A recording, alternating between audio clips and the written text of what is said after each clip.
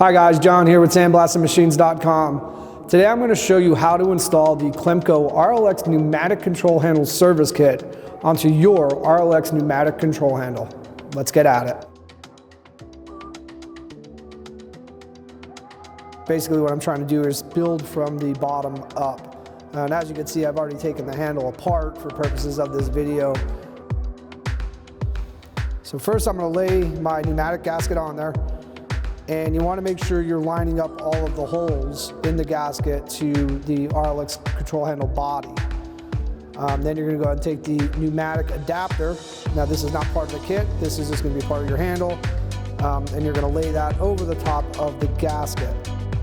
Again, you want to be really careful that your holes for the screws are all lined up. You don't want to tear the gasket and you don't want to strip the screws. We could start first with the longer screws. These are your longer 2 Phillips screws. They're going to go up here in the actual RLX pneumatic adapter.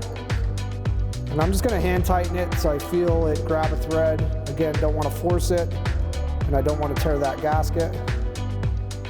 And I'll take my second one. I'm going to go ahead and take my Phillips screwdriver, and I'm just going to snug these.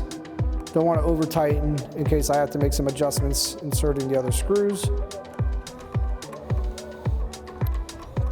Next, I'm going to go to the other 2 corners with the shorter Phillips screws. So I'm working down on this end. Again, I'm just going to start by hand tightening. Make sure you get through that gasket. You'll feel those threads grab. And the other. And we'll go ahead and snug those up just so nothing moves. Again, I'm not going to tighten this all the way. I want to leave some room in case for any adjustments I might need to make. Last, I'm going to take the 2 smaller screws that are actually flathead screws. These are the only 2 flathead screws that will be going into the pneumatic adapter. And again, same technique, we're just going to go ahead and snug those up. Again, be careful with that gasket. Now I'm going to go ahead and take my flathead screwdriver and tighten these right down. At this point, all your screws should be at least into the threads and somewhat tightened, and you should be able to go back now and tighten everything down to where you want it. You want to make sure everything's nice and tight on there because you do not want any air leaks. As we all know, this is a pneumatic tool, so if you have any air leaks, it's probably not going to work the correct way. So make sure all your screws are tightened down. So the next step in this process, we're going to go ahead and install the lever lock. And in this part of the installation, we're going to be using the new lever lock, spring, shoulder screw, 2 spacers, and a nut. Well, in this spring, as you can see here, there's a curve. That curve is going to rest on the back side of the lever lock, just like that. So you're going to know you have it in the right spot when that curve in the spring is just on the edge of the bottom of that lever. So to get this on here, what you're going to do is take your shoulder screw here, and we're going to go ahead and start pushing it, working it through the lever lock. Again, you want to leave just enough room here to slide that spring on the way I just showed you, and that curve in the spring should line right up on the back side of that lock. So it's going to look something like that. Now you'll notice in the handle there's a little notch right here. That is where the spring is going to lie. So when I'm sliding the shoulder screw in, this side of the spring is going to lie here, and the curved side of the spring is on the back side of the handle. Again, I got to back the screw out just enough to give me some room to line it up with the body, or the hole in the body, and then we're just going to slowly work it through there. And you want to leave just enough room on the other side. I'm going to pin this here. And right here you'll see you want to leave a little gap. That's where your spacers have to go, and that could be a tricky part to get on there. So I don't want to push the screw all the way through. I want to leave a little gap there to get my spacers in, push it the rest of the way through, and then I'll put on my nut. But as you can see, the spring is right here in that notch, and everything's lying right on the back side of the control handle. Try to get these spacers in here. We'll do 2 at a time because when I get them, I want to get them both.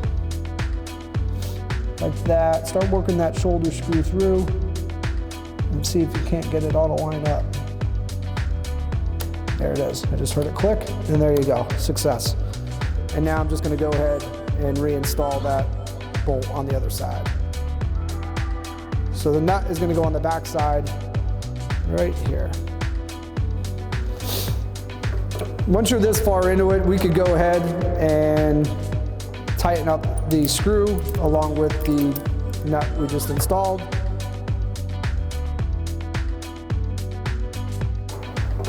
And now you can see we have successfully installed the lever lock.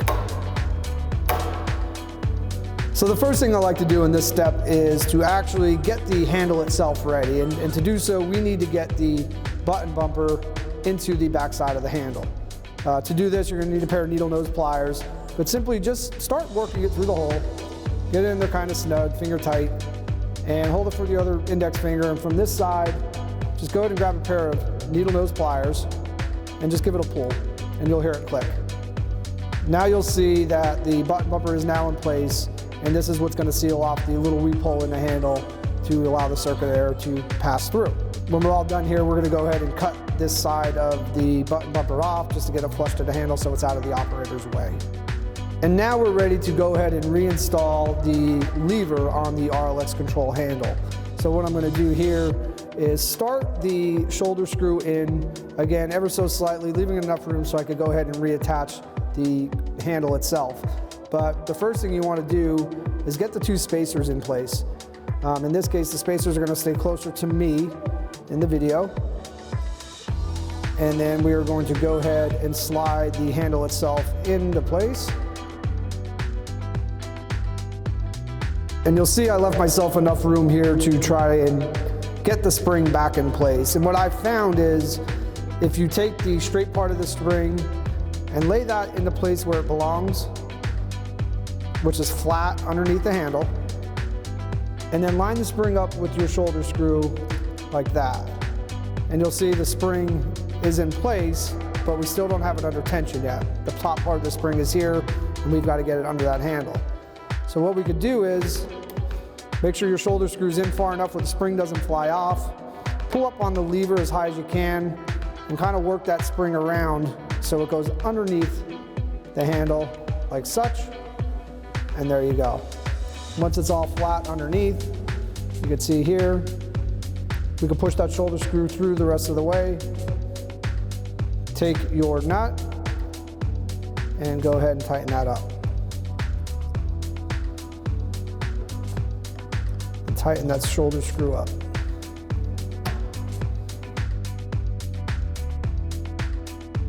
All right, well there you have it guys. We just successfully installed part number 22859, which is the Clemco RLX pneumatic control handle service kit onto the Clemco RLX pneumatic control handle. As you can see, all of our springs are working, the levers are going down, everything's coming back up when you let it go. So that's what you should have when you're done. Just when you hook your air up, make sure you don't have any leaks. If you do, go back, see where the leaks are, tighten screws, anything like that. But if you have any questions, you're running into any issues, feel free to give us a call. We're always here to help. And as always, I'm John, sandblastingmachines.com, and thanks for watching.